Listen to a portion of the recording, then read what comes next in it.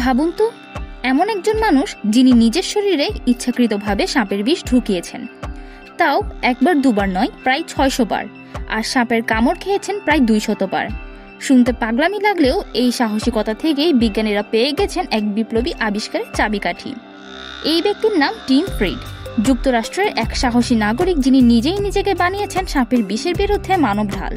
তার রক্তে তৈরি হওয়া অ্যান্টিবডি ব্যবহার করে বিজ্ঞানীরা এখন তৈরি করছেন এক সর্বাধুনিক অ্যান্টিভেনম, যা পরীক্ষামূলকভাবে ইঁদুরের উপর প্রয়োগ করে দেখা গেছে তা 19টি ভয়ঙ্কর বিষধর সাপের বিষকে রুখে দিতে পারে।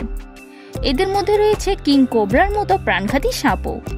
এই নতুন প্রতিষেধকটি শুধু একটি নয়, বরং 3টি শক্তির সংমিশ্রণ। 1. টিমের শরীর থেকে নেওয়া 2টি বিশেষ অ্যান্টিবডি।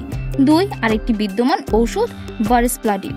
বিজ্ঞানীরা বলছেন আগে যেসব অ্যান্টিভেনম বানানো হতো তা নির্দিষ্ট সাপের জন্যই কাজ করত এবং তা তৈরি হতো প্রাণীর রক্ত থেকে, কিন্তু টিম ফ্রিডের শরীরই যেন হয়ে উঠেছে এক চলন্ত ল্যাব, যার প্রতিরোধ ক্ষমতা থেকে পাওয়া অ্যান্টিবডি 300-র বেশি প্রজাতির সাপের বিরুদ্ধে লড়তে পারে।